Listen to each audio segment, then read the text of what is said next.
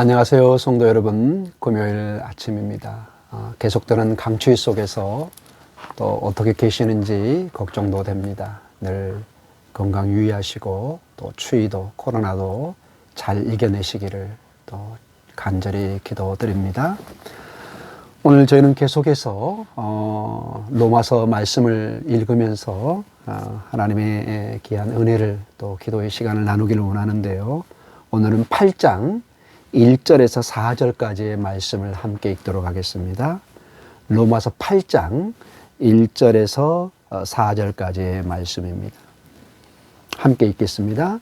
그러므로 이제 그리스도 예수 안에 있는 자에게는 결코 정죄함이 없나니 이는 그리스도 예수 안에 있는 생명의 성령의 법이 죄와 사망의 법에서 너를 해방하였음이라.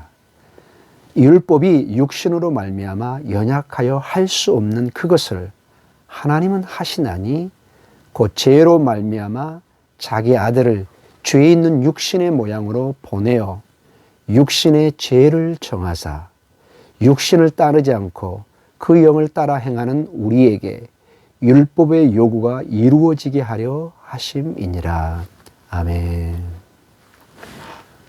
사랑하는 성도 여러분, 우리는 지금까지 사도 바울의 큰 논지 중에 7장까지 우리의 그 고뇌, 우리가 7장 24절에 오라 나는 공고한 사람이로다. 누가 이 사망의 몸에서 나를 건져내랴. 나는 너무나 비천하고, 왜냐? 이 사망의 늪에서 빠져나올 길이 없는, 율법을 통해서도 하나님의 뜻을 이루고자 하지만은 계속 죄에 빠지고 죄의 유혹에 사로잡히고 하나님을 거스리는 이러한 나의 모습을 보면서 희망을 보지 못하는, 그때 사도 바울은 7장 25절에 우리 주 예수 그리스도로 말미암아 하나님께 감사한다. 그리스도를 통한 하나님의 구원의 길을, 속죄의 길을, 하나의 방법을 우리가 보게 됐습니다. 이제 드디어 로마서 전체가 16장까지 이루어져 있는데 가장 전체의 중요한 메시지라고 볼 수 있는, 가장 중점에 있는 그 하나님의 말씀이 사도 바울의 중심의 메시지가 8장에 나와 있는데 그 8장이 오늘 시작됩니다. 그 하나님의 그 곤고한 비참한 인생을, 그것이 유대인이 됐던 우리 같은 이방인이 됐던 그 구원의 길을 예수 그리스도를 통해서 우리에게 제시해 주는데, 그것을 좀 더 구체적으로 이제 8장에 그것을 펼쳐 보여주고 있습니다. 8장 1절에 보니까 그러므로, 즉 7장을 이어서 받고 있는 거죠. 이제 그리스도 예수 안에 있는 자에게는 결코 정죄함이 없다. 이 정죄함이란 말은 사실 법적인 용어입니다. 너는 죄인이다. 판사가 재판장에 선언하는 그 선언입니다.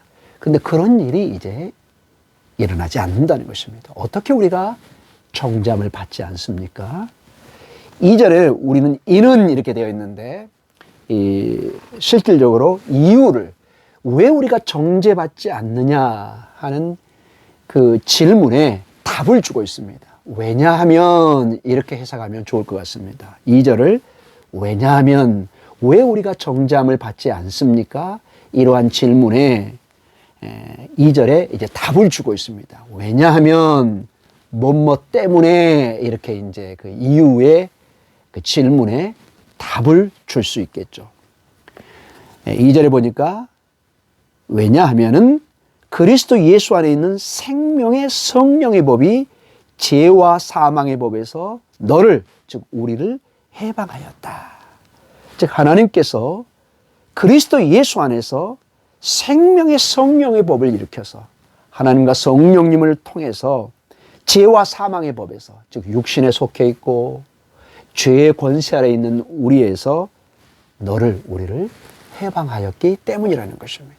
너무나 놀라운 선언을 해주고 있습니다. 이제는 4절에도 보면은 육신을 따르지 않고 그 영을 따라 행하는 우리에게 율법의 요구가 이루어지게 하려 하십니다. 즉 인생에는 두 유형이 있다고 그랬죠. 육신을 따라가는, 그리고 그 결과는 사망이요. 그 다음에 영을 따라, 즉 성령을 따라 생활하는 그것은 생명입니다. 그런데 이제는 우리가 더 이상 죽음으로 가는 육신을 따라가는 그런 인생이 아니라 성령의 법을 따라가는 즉 생명으로 이르는 그 일을 그리스도 예수 안에 우리에게 이루어지게 하고 있다. 즉 성령의 법을 통해서 그 모든 율법의 요구를 완성시켰다, 충족시켰다 이렇게 말씀해 주고 있습니다. 그래서 이 모든 이유 때문에 오늘 8절에 1절에 나와 있는 결코 정죄함이 없다. 어떻게 우리가 정죄함이 없게 됐습니까? 그 이유는 2절에 3절에 4절에 답을 주고 있습니다.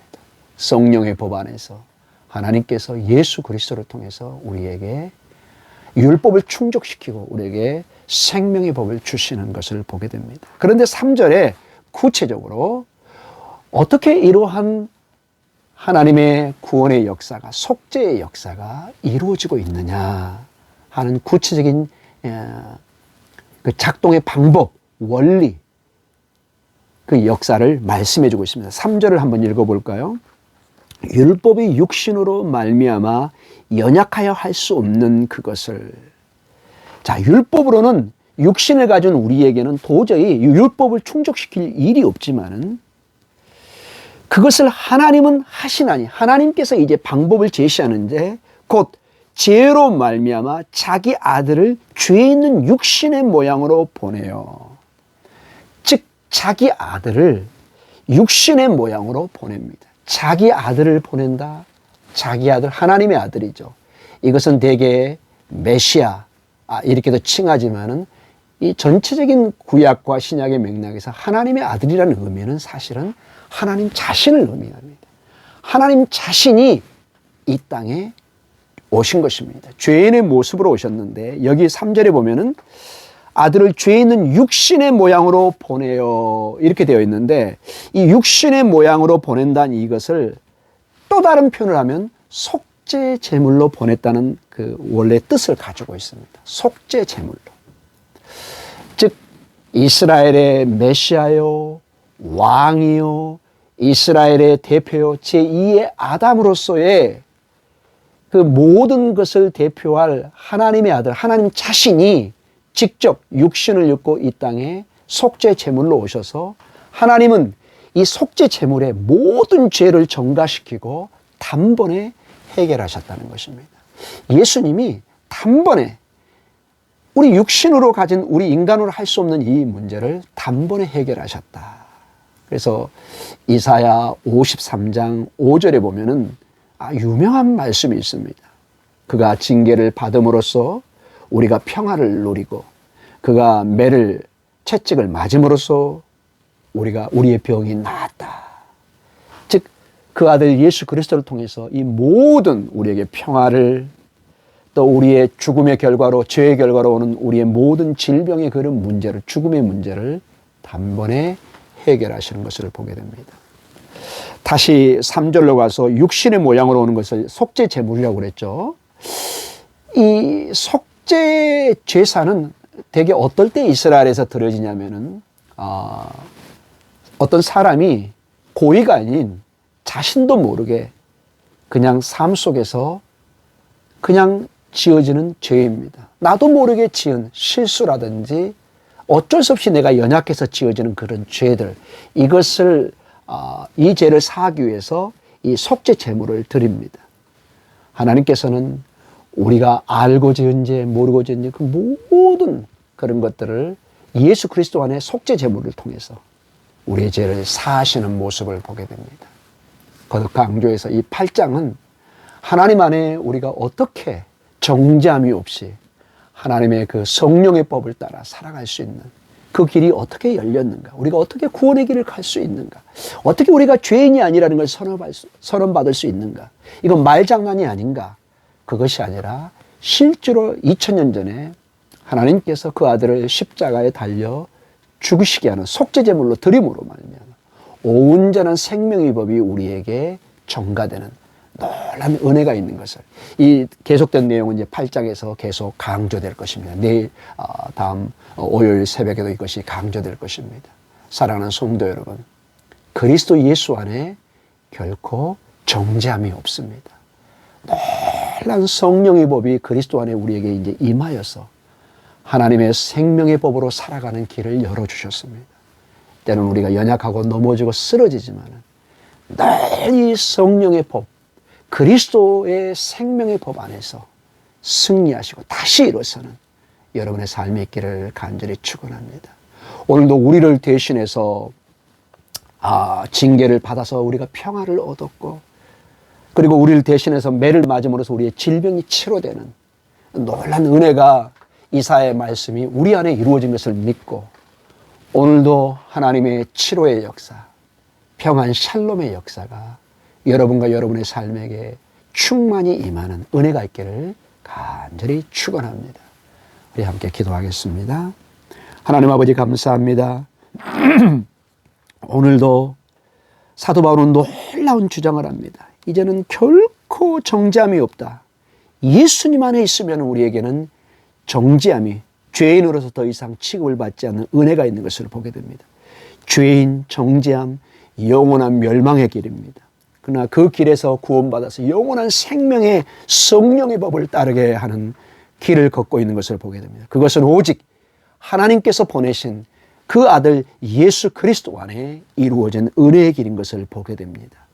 오늘도 주님의 은혜를 붙들고 예수 그리스도 안에 믿음으로 승리하는 놀라운 역사가 임하게 하여 주시옵소서. 추운 날씨에 하나님 어려워하지 않게 하여 주시고 움츠러들지 않게 하여 주시고 다시 힘을 내는 성도들의 삶에 놀란 은혜가 임하게 하여 주시옵소서. 예수님 이름으로 기도드립니다. 아멘.